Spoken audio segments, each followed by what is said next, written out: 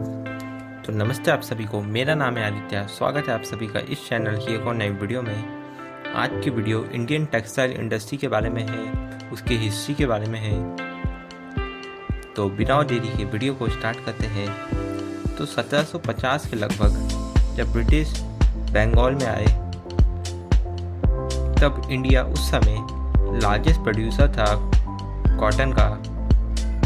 Indian textile उस समय अपनी क्वालिटी के कारण जानी जाती थी।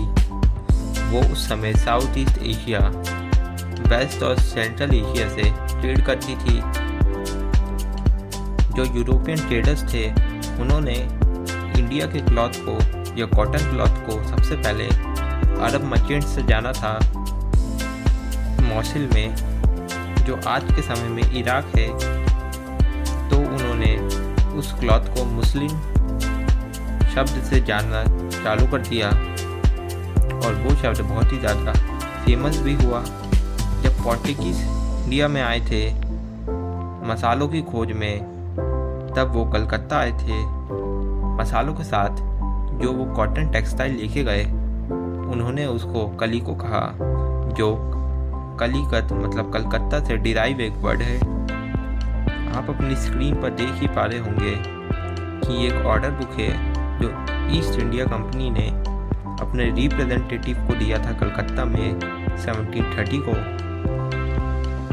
इसमें 589000 क्लॉथ्स का ऑर्डर है और 98 वैरायटी के कॉटन और सिल्क के क्लॉथ है। 18वीं सेंचुरी की शुरुआत से ही इंडियन टेक्सटाइल की पॉपुलैरिटी को देखते हुए इंग्लैंड के लोगों ने प्रोटेस्ट करना चालू कर दिया और 1720 को ब्रिटिश गवर्नमेंट ने चेन्स नाम के एक क्लॉथ पर बैन लगा दिया इंग्लैंड में, और उस एक्ट को कहा गया कलीको एक्ट। इंडियन मार्केट से कंपटीशन करने के लिए ब्रिटिश मार्केट ने या वहाँ के लोगों ने टेक्नोलॉजी का प्रयोग किया। 1764 में जॉन के नाम के व्यक्ति ने स्पिनिंग जेनी बनाई।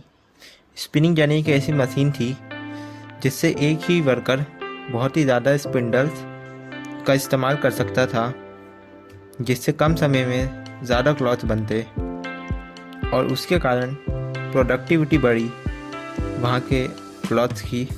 फिर भी इंडियन टेक्सटाइल ने मार्केट को पकड़ के रखा 18वीं सेंचुरी की एंड तक, लेकिन यूरोपियन, फ्रेंच, डच पीपल और इंग्लैंड के लोगों ने उससे बहुत ज़्यादा प्रॉफिट भी कमाया। तो अब जानते हैं कि इंडिया में वीवर्स कौन कौन से थे। तो जो फेमस वीवर्स थे वो थे तांती वीवर्स जो बंगाल से थे, जुलाहास और मोमिन वीवर्स जो नॉर्थ इंडिया से थे, सेल और काई कोलकर और देवांश जो साउथ इंडिया से थे।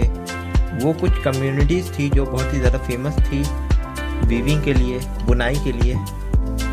इंग्लैंड में या ब्रिटेन में टेक्सटाइल की डेवलपमेंट के कारण इंडिया को बहुत सारी मुसीबतों को भी झेलना पड़ा।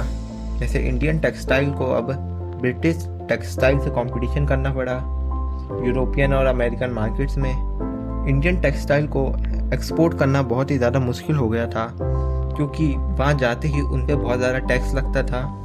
19वीं सेंचुरी की शुरुआत से ही इंग्लिश टेक्सटाइल या ब्रिटिश टेक्सटाइल ने इंडियन टेक्सटाइल को हराते हुए अफ्रीका, अमेरिका और यूरोप के मार्केट को पूरी तरह से जकड़ लिया था।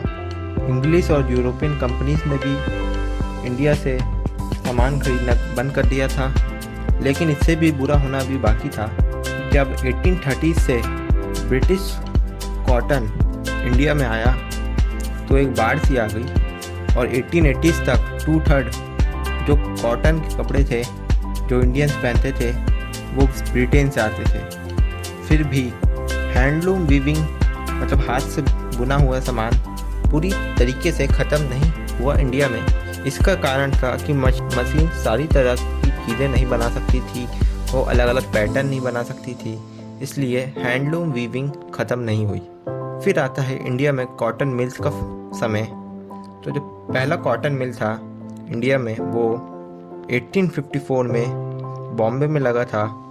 19th सेंचुरी की शुरुआत से ही बॉम्बे एक बहुत ही इम्पोर्टेंट जगह बन गई थी रॉ कॉटन को इंडिया से इंग्लैंड एक्सपोर्ट करने में, क्योंकि वो उस जगह के बहुत ही ज़्यादा पास थी जहाँ कॉटन उगता था। साल 1900 से 84 मिल्स स्टार्ट हो गई थी बॉम्बे में। उसमें से बहुत सारी मिल्स पारसी और गुजराती बिजनेसमैन ने चालू करी थी, जिन्होंने अपने पैसे चाइना से ट्रेड से कमाए थे। अलग अलग सिटीज़ में भी मिल्स चालू हुई, जैसे अहमदाबाद में पहली मिल 1861 में चालू हुई। उसके एक साल बाद ही कानपुर में भी एक मिल चालू हुई। तो हज़ारों की तादाद में किसान और वीवर्स और आर्टिस्ट या लेबर्स वो सब आने लगे गांव से सिटीज़ में मिल में काम करने के लिए।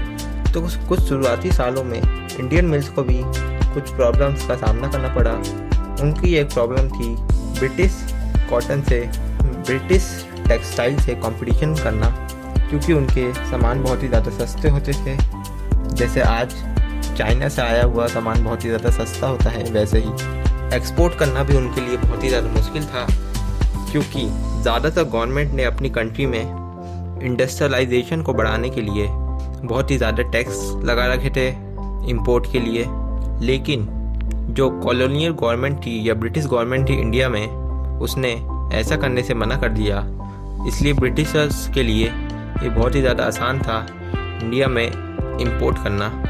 तो आज की वीडियो के लिए बस इतना ही। इसके आगे भी हम एक वीडियो बनाएंगे। वीडियो पसंद आए तो लाइक करें, चैनल पे नए तो सब्सक्राइब करें। तब तक के लिए be safe, be hygienic, stay curious, good bye.